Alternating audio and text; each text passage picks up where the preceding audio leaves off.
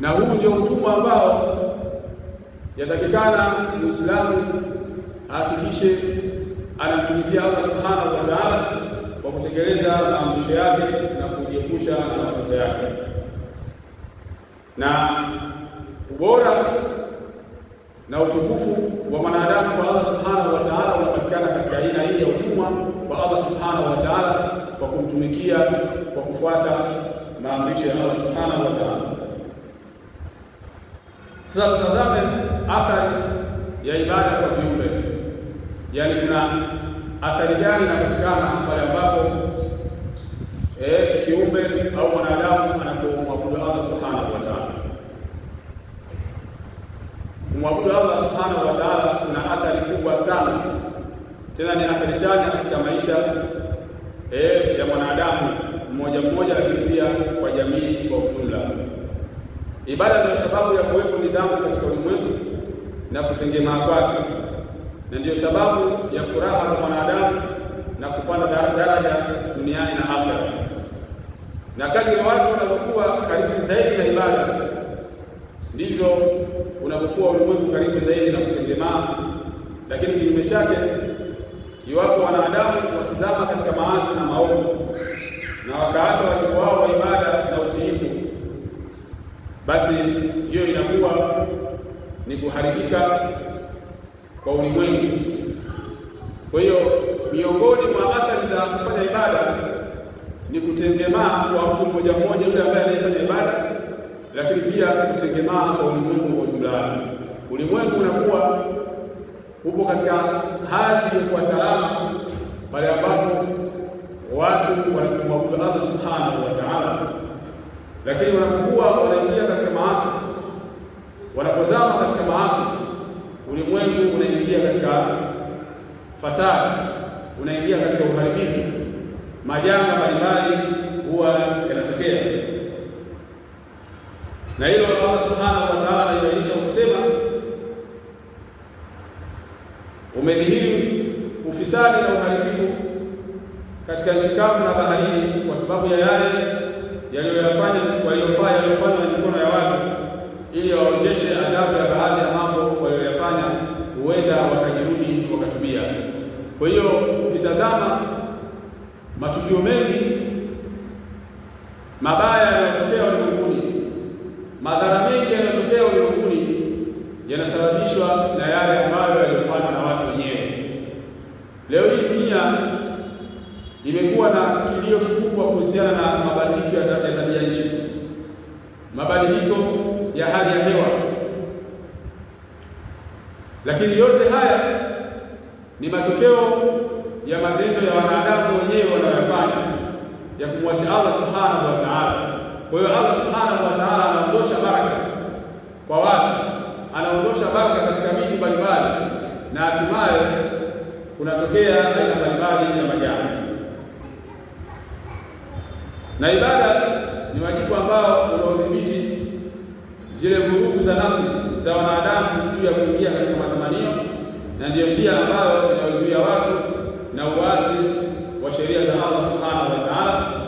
Allah subhanahu wa ta'ala anasema, bila shaka swala ikiswaliwa vilivyo inamzuilia mwenye kuswali mambo machafu na maovu. Kwa hiyo ukiangalia katika aya hii Allah subhanahu wa ta'ala anasema, ikiwa mtu ataswali swala kwa kufuata maelekezo, kwa kufuata utaratibu wa swala, kwa kuzingatia nguzo zake, sharti zake, nyakati zake, basi itakuwa ni sababu ya mtu huyu kuweza kuzuilika na maovu na machafu mbalimbali.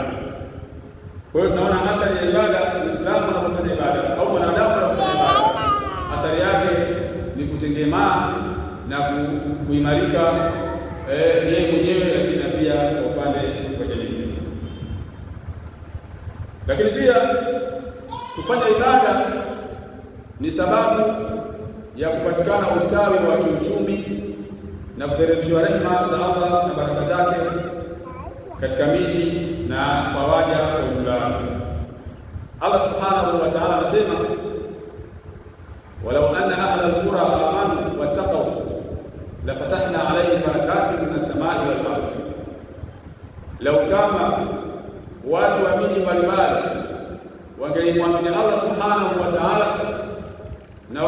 yeye, basi Allah anasema ungeliwafungulia baraka kutoka mbinguni na ardhini. Kwa maana baraka zingeenea katika miji, baraka zingeenea kwa watu, ni kwa sababu ya kumwamini Allah subhanahu wa ta'ala, kumtumikia yeye na kumcha yeye. Na hii athari inaonekana hata katika shughuli zetu tunazofanya za kila siku za kiuchumi. Leo hii watu wanaweza wakalima sana, lakini wakavuna kwa kiwango kidogo mno, kwa sababu Allah subhanahu wa ta'ala ameondosha baraka katika zile shughuli ambazo tunazozifanya. Watu wanaweza wakashughulika sana na biashara, wakafanya biashara sana, wakatumia muda mwingi katika kuzielekea biashara, lakini faida zinazopatikana ni ndogo na hasara zinakuwa ni kubwa, na hii ni matokeo ya kujiweka mbali na ibada ya Allah subhanahu wa ta'ala. Kwa hiyo tunaona miongoni mwa athari za kufanya ibada ni kuimarika kwa uchumi kwa mtu mmoja mmoja, lakini pia kwa miji na mataifa mbalimbali.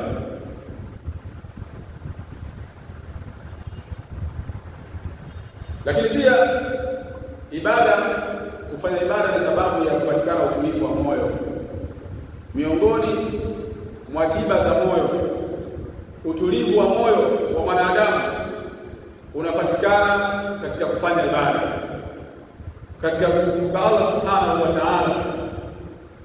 Na ili Allah subhanahu wa ta'ala ametufundisha kwa kusema, wale walioamini na zikatulia nyoyo zao kumkumbuka Allah, eleweni ya kwamba kwa kukumbuka Allah nyoyo hupata utulivu.